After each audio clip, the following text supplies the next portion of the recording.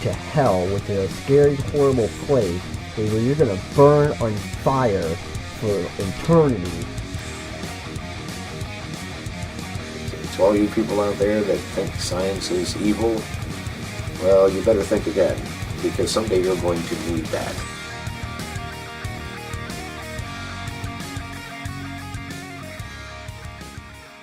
Hello, everybody, and welcome back to Reason is Reality. I'm Jay. And I'm Steve. We have an interesting subject to start with today, the indoctrination of young children into Christianity, and what's wrong with it. So, there's many things wrong with it. There are many things wrong with it. And I don't think it's so much as just in Christianity, but I think in religion in general. Well, yeah, in religion in general, but the Christians really kind of push it. I don't know too much about how children that are, say, Hindu or Jewish are raised, but I do know with the Jewish faith that they just kind of make their own decisions because, you know, they don't believe in the heaven or hell thing or fearing God. Right.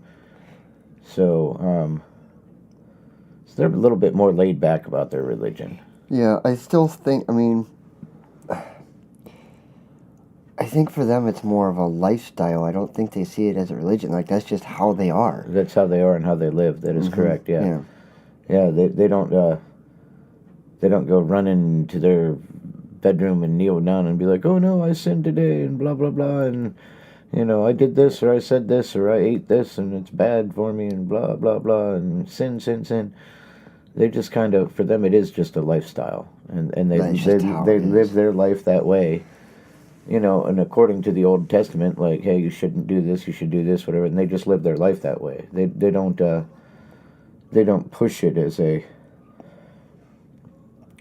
driving factor in their life of what they do. You know, because their life is their life, and they work and they do what they do, and they aren't throwing religion into everything. No, religion is like for them, that's their basis of living, though. You know what I mean? Like, they do everything from that. As far as, you know, one thing, I think Richard Dawkins actually stated this, that, you know, you don't look at a child and say, oh, that's a Jewish child, or that's, you know, it's a Christian child. Children are just children. Right. Yeah. That's just a child that might have Christian parents or, or Jewish parents. Sure. But when they're a child, they're kind of a blank slate. Yeah. You know, they don't have all these concepts put into their head yet. And see, now with the Christians, they're very overzealous about things.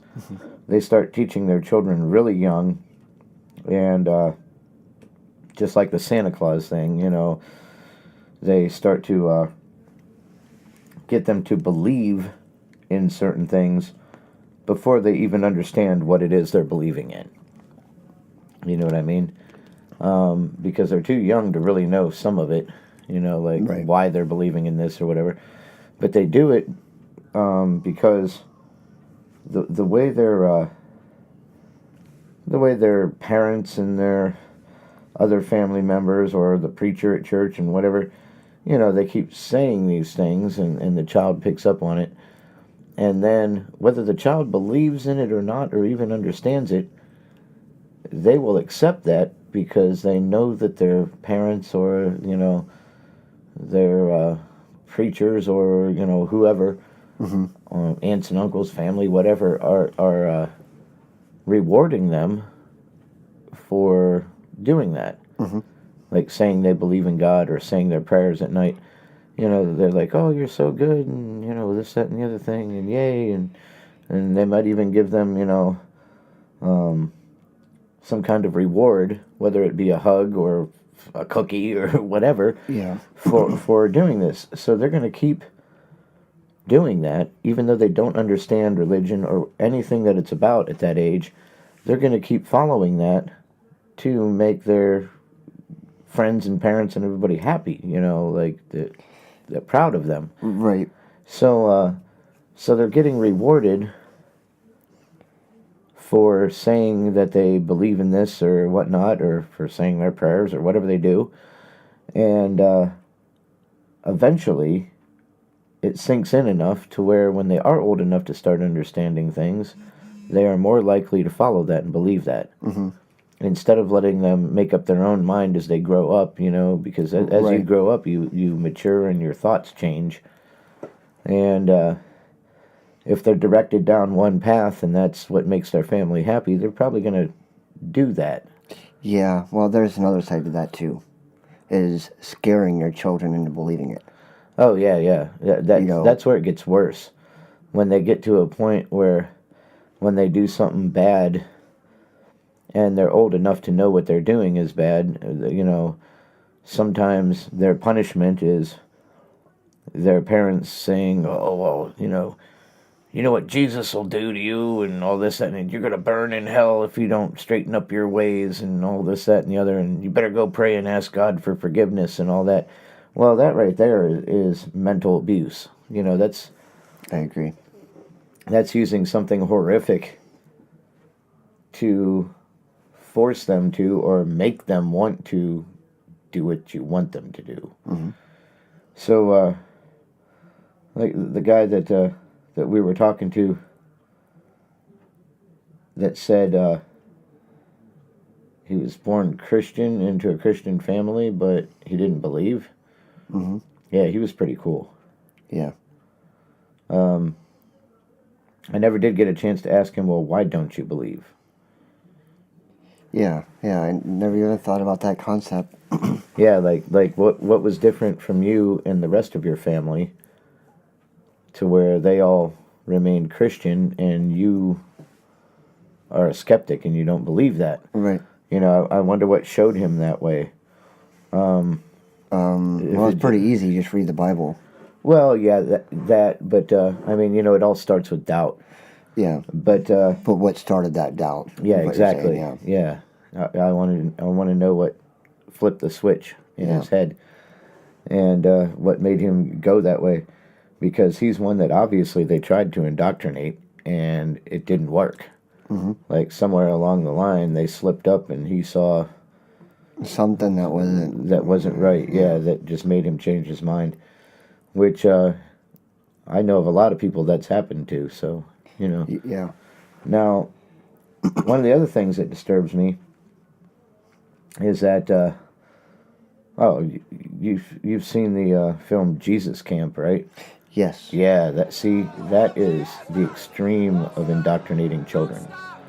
And they show that one girl start to speak in tongues, even though that's not even a real language. It's just a bunch of blah, blah, blah, blah, blah, with your tongue. Yeah.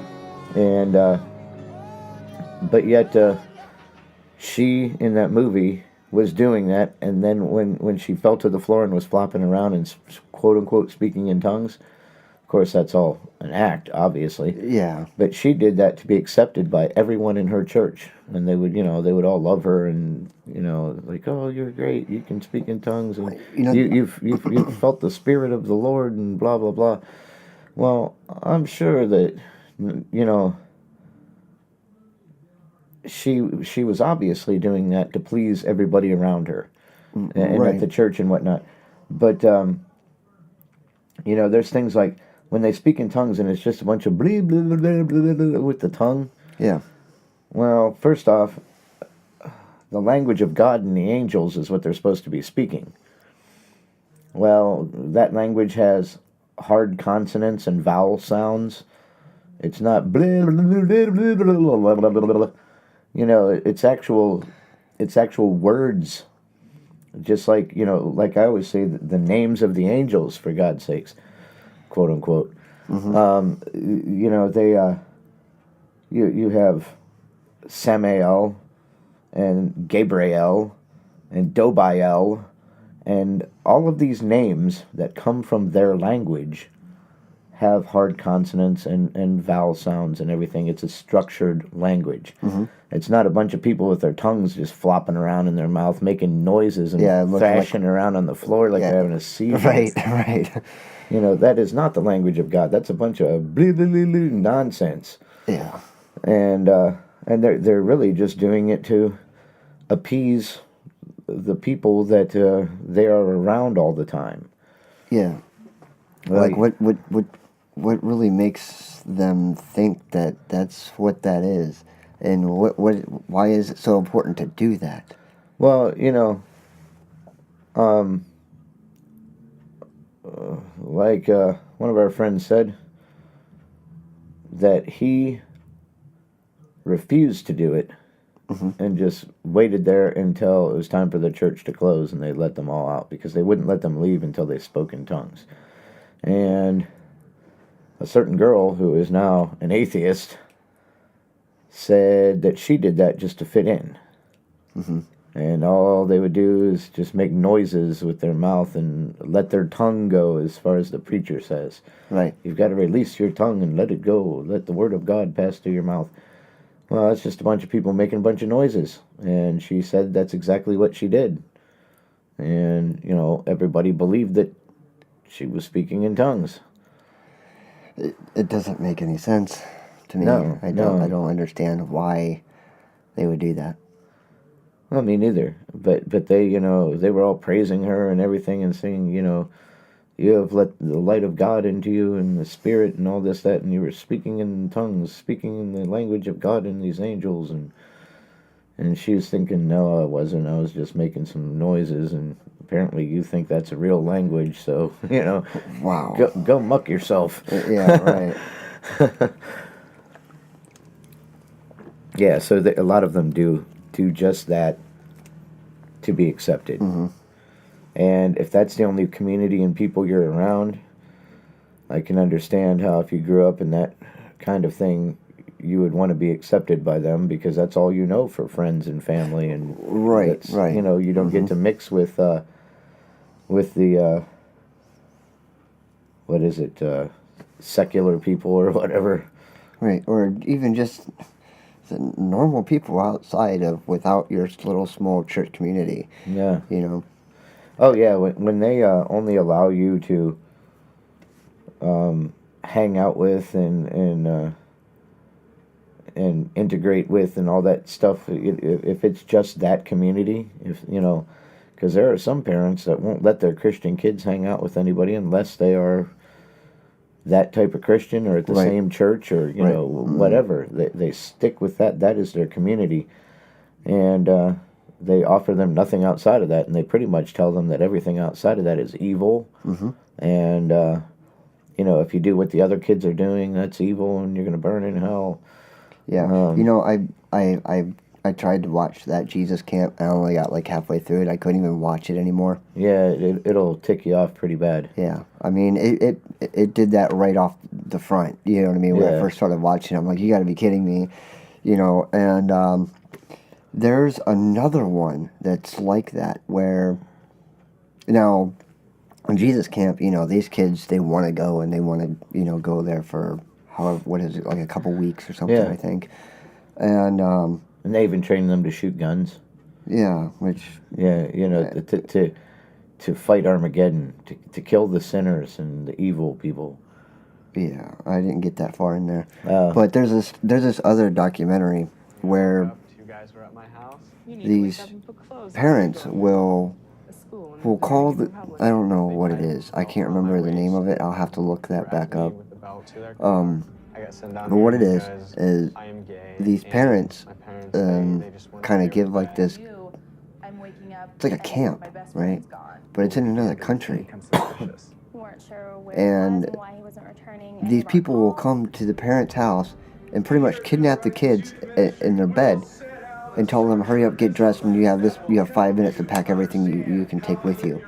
And then they take these kids and they take them to another country, which, how in the hell is that possible when you need a passport and, and the permission of the parents and everything. Right, yeah.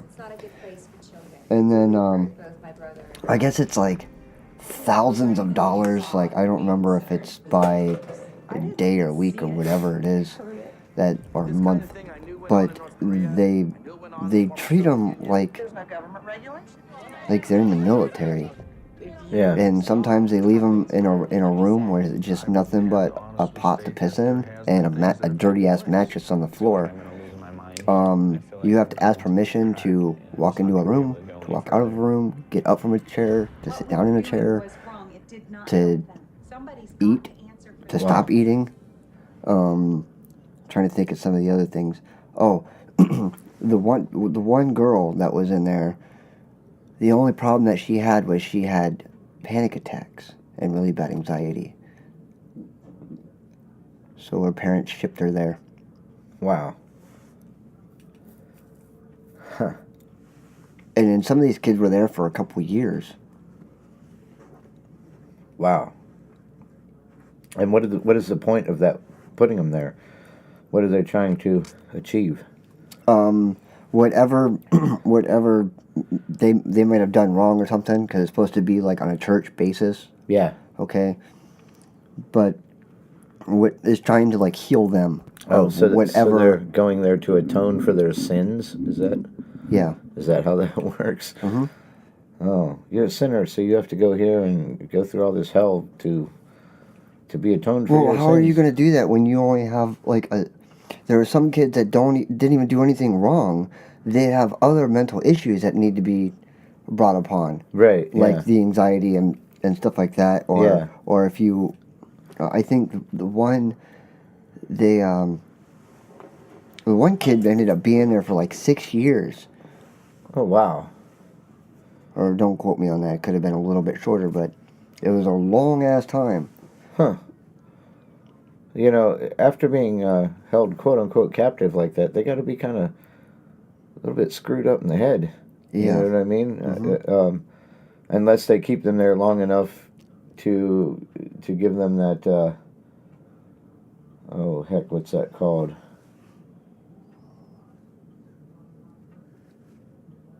Oh, I can't even remember now.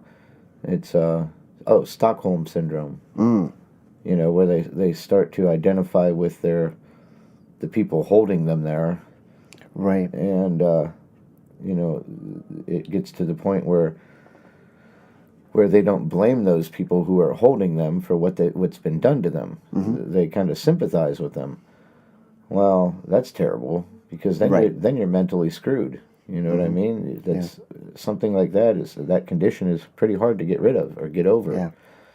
Because first you have to accept and realize that these people weren't being nice to you. They were pretty much torturing you. That's what they were doing to these kids. Yeah. So I don't know. None of that's good. And I don't even see how a true quote-unquote Christian could go along with that, because, you know, that's taking somebody away from their freedom. That's forcing them to do things. You have to learn this and you have to believe this, or else you're going to stay in here in this room with a dirty bucket and a freaking dirty mattress forever.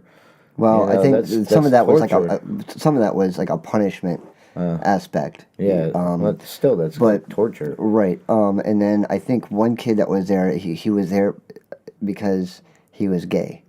Oh, of course. And according to them, you know, homosexuals are an abomination to God.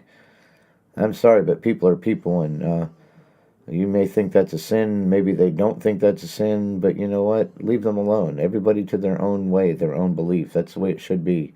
Right. And if you're trying to force something on somebody, or you punish or torture them for not thinking the way you think, well, that's kind of a, you know, whoever's doing that is a pompous asshole. Right, I agree. Yeah, you know, you can't, I will make you believe or else. Oh, yeah? So we're going to go back to this ancient times where if you don't repent or believe in their God or religion, they're going to behead you. Yeah, right. I mean, is that how it's going to turn out again? Yeah, well, it's kind of, I guess, it's kind of the modern day of the Spanish Inquisition. You know, they're still kind of doing the same things. They're not chopping people's heads off or shooting them, but they're still doing things to them that are terrible, like whether they force them through all kind of mental trauma until they agree to believe, or if they even excommunicate them from, you know, from the whole group of people. Well, that still feels shitty, because you just got kicked out into the real world, and all you know is the crap they've taught you, and what are you going to do? Right. You know, so either way, it's bad. But, yeah, it's kind of like a tamed down version of the Spanish Inquisition. Convert or die. Right. You will believe this or else. Sorry, I'll take the or else. Thank you. Yeah. The hell was that? I don't know, but that was creepy. Yeah. It sounded almost like... Like a doll. Yeah. Like one of them little talking doll things that you pull the string and it makes a weird... Yeah, like the talking Tina. Yeah. I think I could even hate you. That's strange. Twilight Zone. Yeah. We have haunted electronics here, apparently. Yeah. So... only here, though. Yeah. Only here. So if any of you people notice strange things or... That we can't hear. Yeah, or see. Like if there's strange shadows behind us trying to attack us or something. Yeah, you might need to watch out for that. By the time you watch this, Yeah. where there might be an obituary with Yeah, it. it'll be too late. Yeah. Oh, maybe we'll be partying with the devil. Okay. Yeah, Rob Zombie would have to be Hell's House Band. Yeah. Yeah, we play it every Saturday night. That'd be cool. I'd be looking forward to Saturday nights in hell. Yeah. He's like, sweet, man, let's go get a beer. Yeah. Beers, hot wings, and Rob Zombie. Oh, yeah, Saturday. Yes, sir. Now, there's always been all kind of other crazy religions, not just Christianity, that did indoctrination kind of thing. Right. Especially back in the 70s, the early 70s, there was these weird cults of people that were kind of like hippies, but kind of not. Oh, you mean like the Manson family? Well, sort of like the Manson family, but even bigger ones than that, where they would send people to kidnap their children back, Dispense the refreshments. their teenage kids and whatnot back from these cults, that they were keeping them there and, forcing them to give up all their worldly belongings and give it to the whatever the cult or religion is. Right. And people would hire people to go in, like SWAT style, and kidnap their kids back Damn. and bring them home, and then to try to deprogram them from what they had been taught by this cult. Right. It almost sounds like fucking Jonestown. Pretty much. Yeah. So they and they still do this to some degree today. The people hire people to get their daughters or their sons or whatever out of these cults that won't let them go, that won't let them talk to their families, or you have to kind of excommunicate yourself from the whole world and devote your whole time to this religion they believe in. That's just crazy. It's all crazy. One, I've never seen Buddhists try to indoctrinate people. Or force their thought process. Right. On anybody. To be a Buddhist, you kind of have to go to them and say, I want to do this. Yeah. Because otherwise they'll just be like, we don't care. Whatever you do, go do your thing. Yeah. But if you come to them and show interest in it, then they'll be more than happy to teach you their ways. Which is cool. That's the way it kind of should be. You shouldn't have people trying to pull you into something that you really don't want to be in. And also, you shouldn't have people trying to force their beliefs on you. No. No matter what. Now, if, life is your choice. We obviously have free will. And life is your choice to do what you want to do with it. And that's your decision. Right, but if you're 3 years old and your parents are telling you that if you don't pick up your toys, you're gonna be damned to hell. Yeah, right. Or like my one neighbor who's all yelling at her kids saying, "Get inside now, or you know what Jesus will do to you." Like, what? Like what? Is he some kind of crazed punisher? Is Jesus going to come around here with whips and chains and flail you and beat your ass because you didn't clean up the yard and go inside when your parents said to?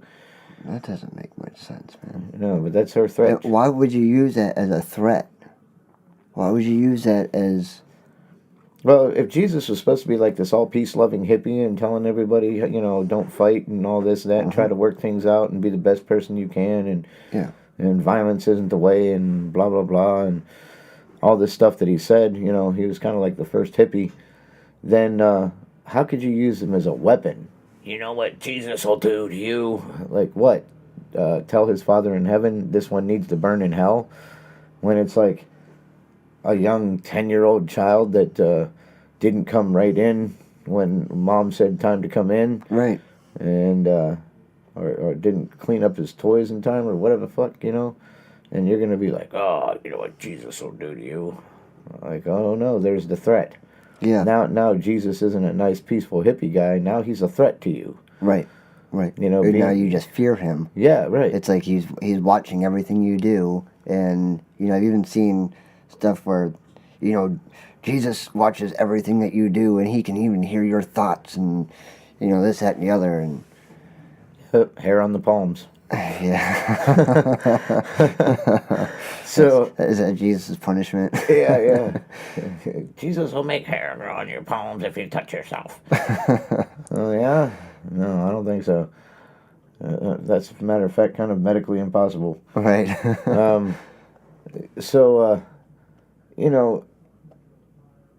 Now, not only does this person use Jesus as a threat to her children, she also homeschools them and doesn't let them hang out with kids that are not Christian.